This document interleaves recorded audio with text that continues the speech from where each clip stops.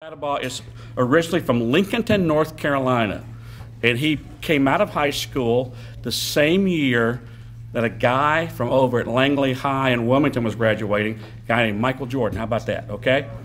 And Barclay and Radebaugh, our speaker, averaged about 17 points a game as a basketball player in high school. How about that?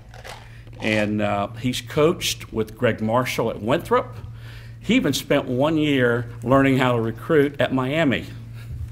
That's a joke, but 1 year. And then he learned all the inside outs about recruiting, and then he left. For the last 8, and then he spent 5 years with one of the great people, I think, in college basketball, a guy named Eddie Fogler, who is Mr. Integrity. There's no question about it. He spent 1997 to 2001 at South Carolina with Coach Fogler. As a matter of fact, I'll go ahead and give you some inside information you won't read in your paper. Eddie Fogler is one of the great consultants for major college basketball. Whenever there's an opening anywhere in the country, Eddie Fogler, everyone calls Eddie to get their opinion. So we all know that the Furman job came open in the last 2 or 3 weeks. Well, I will just be straight with you. One of the top names that came up in that search at Furman through Eddie Fogler, who does a lot of consulting work with college basketball, was Barclay Radebaugh at Charleston Southern, who's been there for the last 8 seasons, has 2 back-to-back 19-win seasons, was the Big South Coach of the Year a year ago. And one of his assistant coaches I'd like to have stand up, one of my favorite Gamecock players of all time, B.J. Mackey. Please stand up, B.J. Now, how about this? B.J. is an assistant coach at Charleston Southern, and he also is the proud father of our Mr. Basketball, Justin Mackey. Stand up, Justin, a South Carolina graduate. How about that? Now, there is no truth that Coach Radebaugh used to babysit Justin when he was little. That part of the story is not accurate, okay? But as you can see, they are close friends. He's trying to arrange a transfer from South Carolina right now, but I don't think it's going to work. Okay, all right. But the NIT is a big deal, and Charleston Southern, for the first time in 27 years, represented their university, where my daughter went to school. For the first time in 27 years, Charleston Southern was invited to the NIT. Now, I told Barclay a year ago, you got 1 more year at Charleston Southern. And I don't know if it was his choice not to go to Furman or not, okay? But I will tell you this. He wins 19 or 20 games next year at Charleston Southern. People like Coach Fogler are going to be on the phone, and he's going to be coaching in the ACC and SEC before it's over. Because after all, he's from Lincoln, North Carolina. He grew up a Tar Heel fan. He might be a great fit for like an ACC head coach one day. But today, he's here for Charleston Southern University, and I'd like to give you our keynote speaker. Take some notes. Barclay Radebaugh, Charleston Southern. Here he is.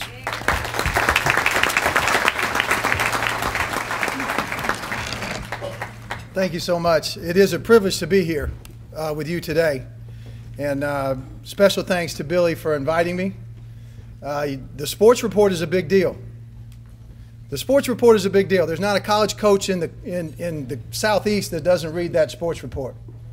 And so it's certainly an honor to be associated with that and to be associated with Billy and to stand before you today, the finest in our state. The finest in our state. And this is a real privilege for me, too, to be able to see a lot of colleagues, a lot of friends that I coached, that I was a part of with the University of South Carolina. And it's just a privilege to be here. My wife, Hope, is here. My best friend, Hope, if she'll stand up here. She's a great example for coaches' wives all over the country and just an incredible part of our program. Of course, BJ and his wife, Brittany. Brittany is here and is a big part of our staff, too. And BJ was a member of our staff until Justin signed with South Carolina instead of Charleston Southern. So if you have a job open out there, BJ will be looking. BJ is looking. So the minute he committed to South Carolina, BJ was on the chopping block. It is interesting, though. I've gotten to know Justin really well this last year, and Justin is a fine gentleman. And just to encourage people out there, Justin came and worked out with us last spring at Charleston Southern. He can legally do that because his dad's on our staff and just got his head kicked in. I mean, literally just BJ was spinning his head. And by July, he was one of the top players in the country. And so don't ever give up. Don't ever give up. And just keep working. And I saw Justin Mackey go from a guy that just couldn't compete at any level on the college level to a guy that had multiple choices and ended up at the University of South Carolina. So just the product of hard work and diligence in working. Billy Baker's a good friend of mine. I called Billy. I got the job at Charleston Southern. I was at the University of Miami, and I quickly realized to beat College of Charleston was important for us. I mean, I knew my AD said, you know, you got to beat College of Charleston. I hadn't beaten them in 23 years. You absolutely got to beat them. Opening night, I mean, I'm a little bit anxious. I need a motivational speaker. So I heard, you know, Billy's a great talker, as we can all see, because we'll probably get out of here about 6 today after we hear all his stories. So I called him. I said, Billy, can you come talk to my team? He said, sure, what an honor to come talk to your team. We're going to beat College of Charleston tonight. I need you to motivate them. So we're gathered in the locker room, and it was really interesting. Billy walked in with this case about this big. There was an alligator in it. I said, Billy, what are you doing? Trust me. Just trust me. This is a true story, or portions of this story are really true, okay? So we get in the locker room, and he gets out this gator, and he starts to motivate our players, and he's throwing chairs, and he's really into it. And he takes the gator, and he gets the gator, and he squeezes its neck like that. The gator opens his mouth, and the gator clomps on his leg right there. Blood's dripping down Billy's legs. And he just gives the most motivational speech. We win by 4. I mean, it's an unbelievable speech. So we all know in South Carolina, we want a gator to open its mouth, we squeeze its neck, but when we want it to release something, we have to poke it in the eyes. So Billy's giving this story, and it's just, I'm fired up. I'm ready to go. And so he pokes the alligator in the eyes, opens his mouth, put him back in the cage. And so he stands there, guys, he's motivating him. He said, who's next? So I got a power forward. You know how power forwards are. They're like linemen. They don't remember a lot, okay? He said, I'll go next, but Mr. Baker, please don't poke me in the eyes.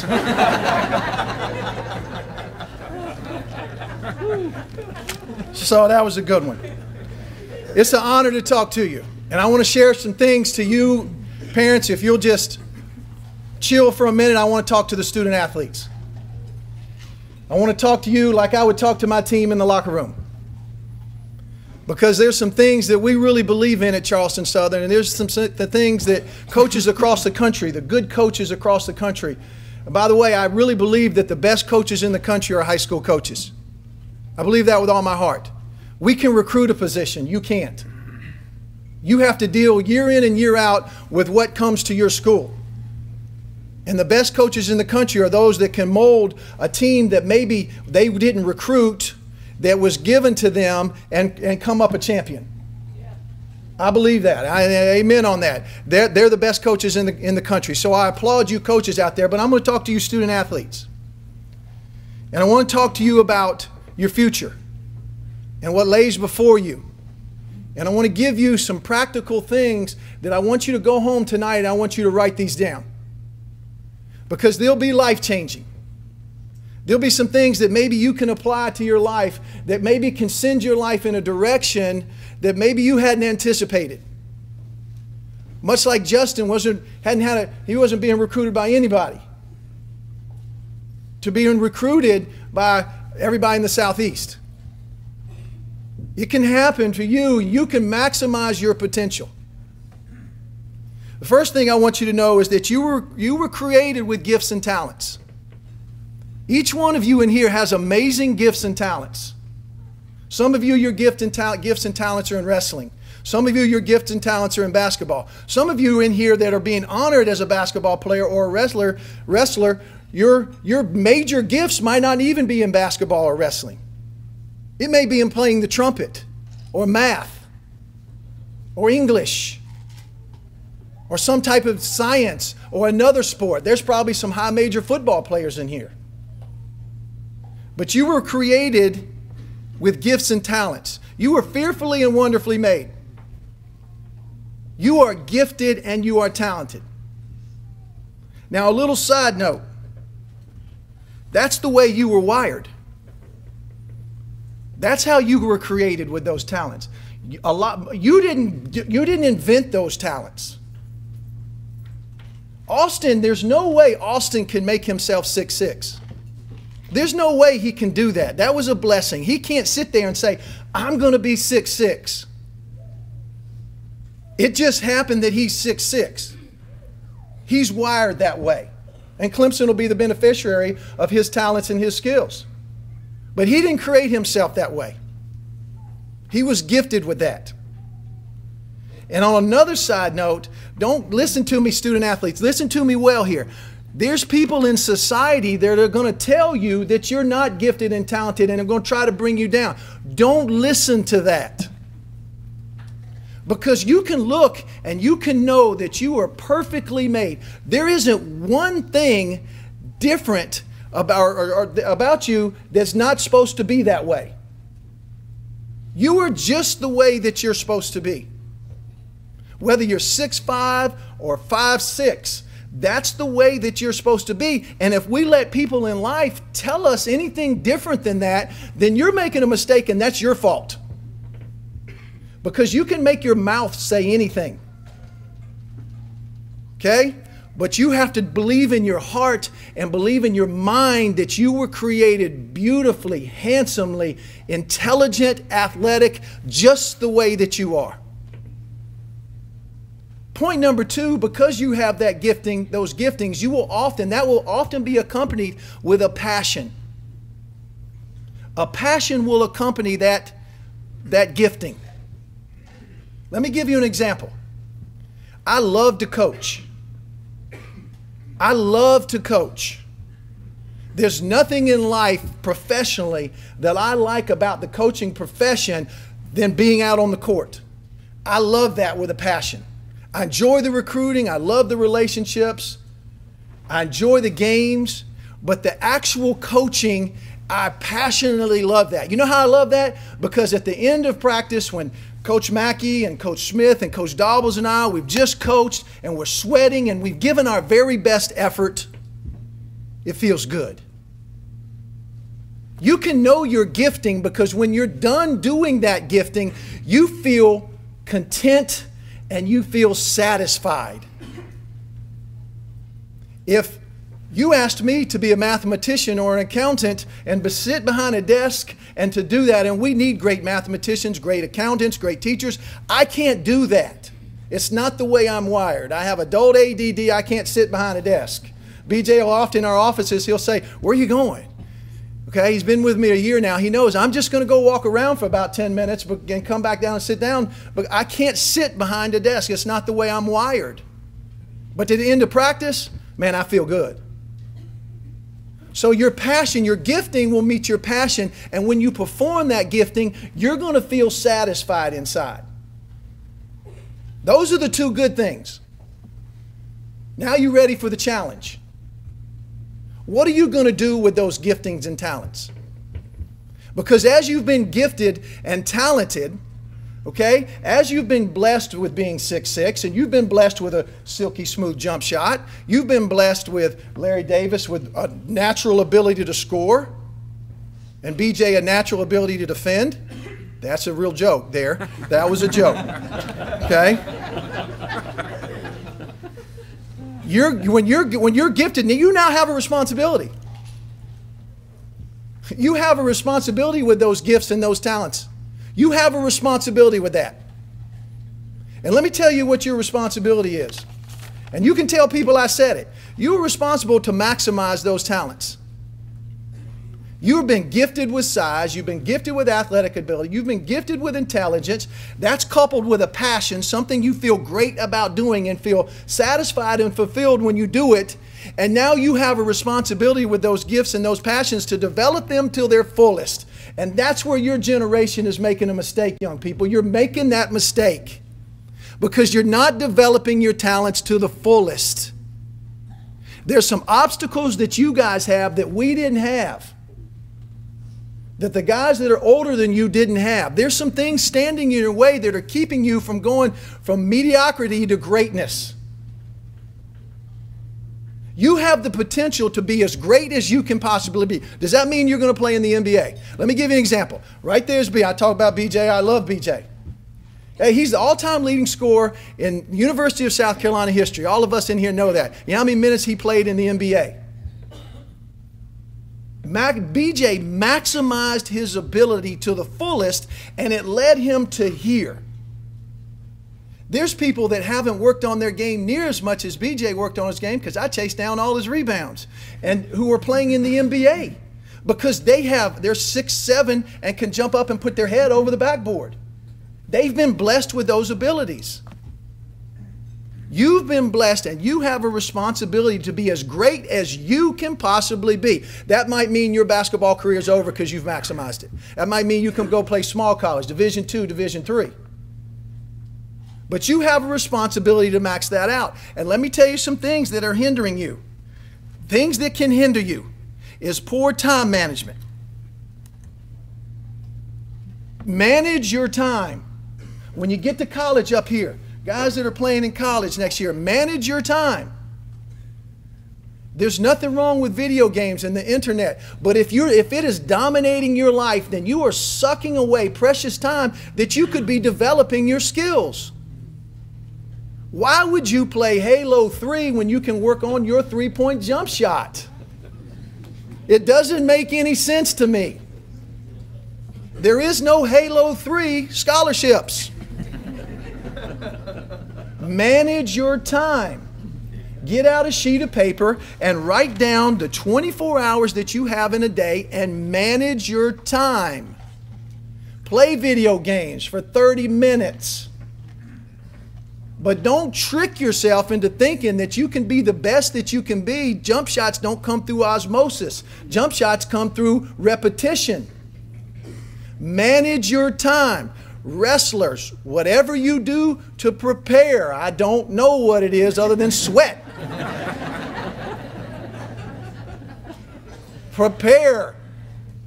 Do the best you can. In a headlock, I'll demonstrate it on David here. No, do the best that you can do. Manage your time. Video games and the internet and tweeting and all that stuff suck away from your career. And for some of you, select few up here, it's taking dollars out of your pocket. Some of you who are sophomores and juniors, it's taking scholarships off the table. Manage your time. Number 2, make great character choices. I can't tell you the amount of time we sit in our office debating whether we're going to offer this player or this player. They're also doing that at Furman. They're also doing that at UNC Wilmington. But they're also doing that at Clemson and Carolina and North Carolina and Duke. They are selecting who they're going to offer. And the quickest way, young people, off that list is poor character.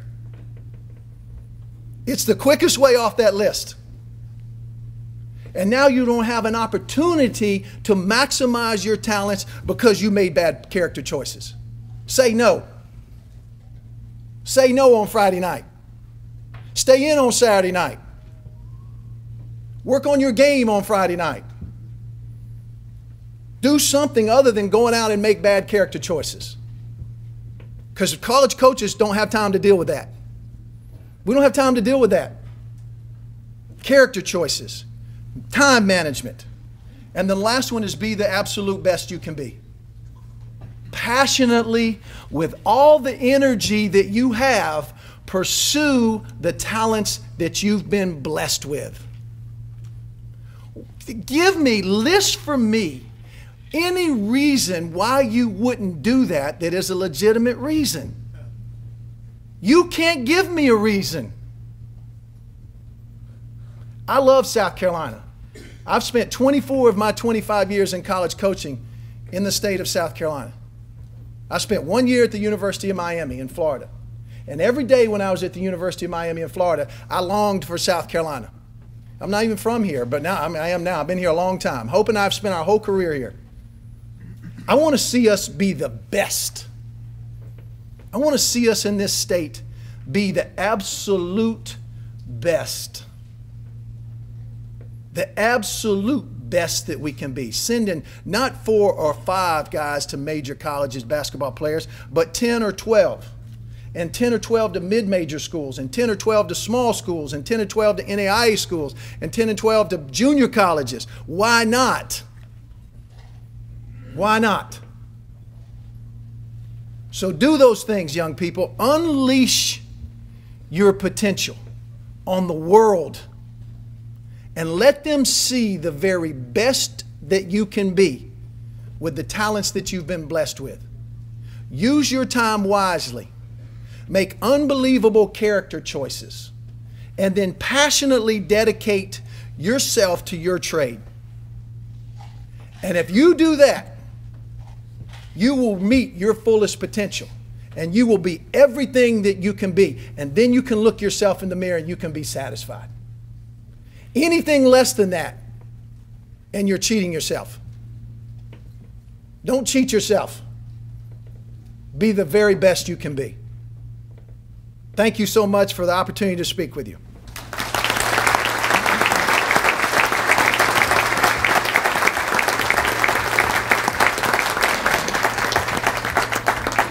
Some of those kind words can be applied to us adults too, right?